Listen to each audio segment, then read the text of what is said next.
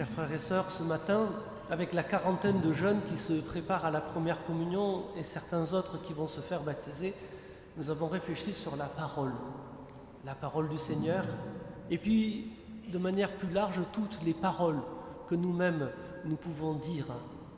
Et je ne sais pas comment vous accueillez la parole d'Isaïe dans la première lecture qui nous annonce « c'est la vengeance du Seigneur qui vient, la revanche de Dieu ».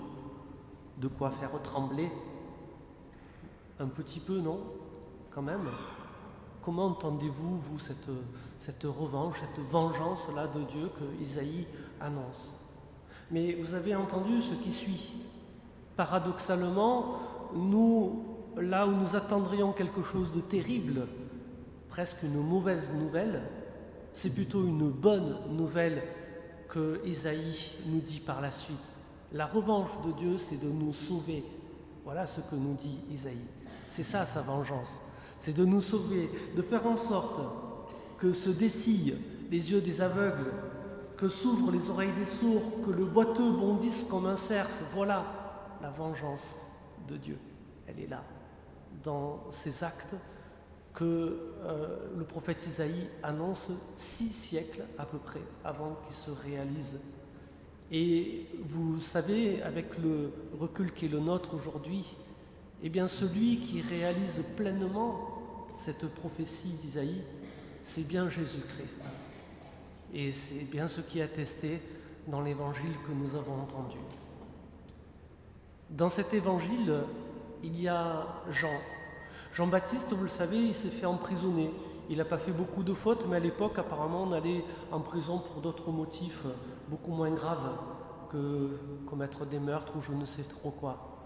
Jean-Baptiste est en prison et dans ce temps d'épreuve, certainement pour lui, enfermé là, vous voyez, se posent des questions qui peuvent correspondre aux questions que l'on se pose nous aussi parfois, ou aux questions qu'on peut croiser autour de nous.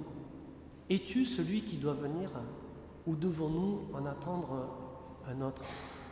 Ce que j'aime beaucoup dans la question de Jean-Baptiste, c'est qu'il est en tension. Il attend quelque chose. Il attend quelqu'un plus que quelque chose. Et il demande à Jésus s'il ne s'est pas trompé dans sa foi, dans son espérance, et s'il a eu raison de penser que Jésus est celui qui doit venir au nom du Seigneur. Et vous avez entendu ce que répond Jésus. Allez raconter à Jean-Baptiste ce que vous voyez, ce que vous entendez. Et il va reprendre exactement ce que Isaïe nous a annoncé dans la première lecture. Les sourds entendent, les aveugles voient, les boiteux marchent. Il va même rajouter 3 autres signes qui ne sont pas référencés dans Isaïe pour nous montrer que la grâce que Jésus nous apporte, elle est bien plus large que ce qui avait été annoncé auparavant. Il va rajouter les morts qui ressuscitent.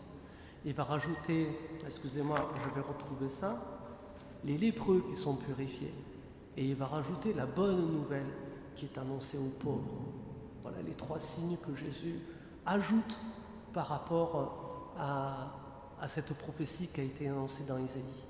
Donc oui, avec le recul qui est le nôtre aujourd'hui, nous pouvons bien attester que c'est bien le Christ, Jésus, qui réalise les promesses de Dieu, qui réalise toutes les prophéties qui ont été annoncées auparavant.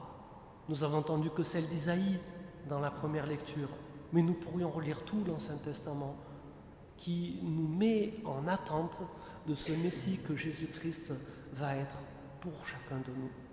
Alors aujourd'hui, nous avons, nous, la joie de le connaître, ce Jésus-Christ.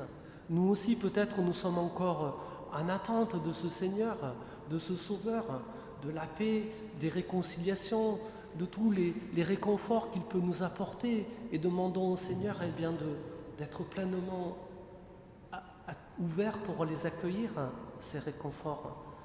Et puis, nous pouvons peut-être aussi, comme je le disais en entrée, aider aussi nos contemporains à réaliser que Jésus est vraiment celui qui doit venir, qui est venu, et qui continue à venir aussi pour nous.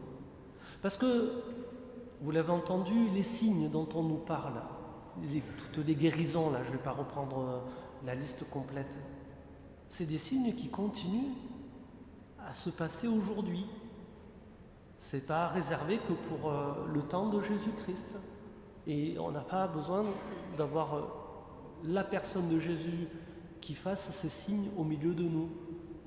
Des sourds qui entendent, des aveugles qui retrouvent la vue, des boiteux qui marchent, il y en a plein.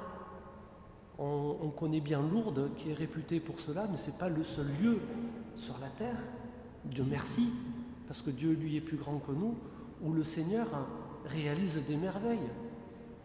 Mais vous savez, ce qui empêche peut-être que ces merveilles se réalisent là, au milieu de nous, dans notre paroisse de Sainte-Anne, dans notre église de Sainte-Anne, paroisse Bienheureux Jean-Baptiste Fouque, s'il vous plaît, parce qu'il y a aussi Saint-François-Xavier, c'est peut-être notre manque de foi, parce que nous ne savons plus accueillir ces gestes de Dieu. Parce que moi j'ai vu des groupes de renouveau charismatique où il y a des boiteux qui marchent, où il y a des aveugles qui retrouvent la vue, des sourds qui entendent. Parce que ces gens-là, devenons charismatiques, frères et sœurs, eux, ils ont la foi, ils croient que Dieu peut faire ça. Et ça rend tout possible. Rappelons-nous ce que l'ange disait à Marie quand il annonce qu'Élisabeth, sa cousine qui était stérile, elle enfante.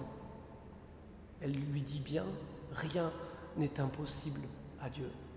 Peut-être que la conversion qu'il nous reste à vivre encore, frères et sœurs, c'est de croire vraiment que rien n'est impossible à Dieu et qu'en son Fils Jésus-Christ, le Seigneur peut tout réaliser pour nous.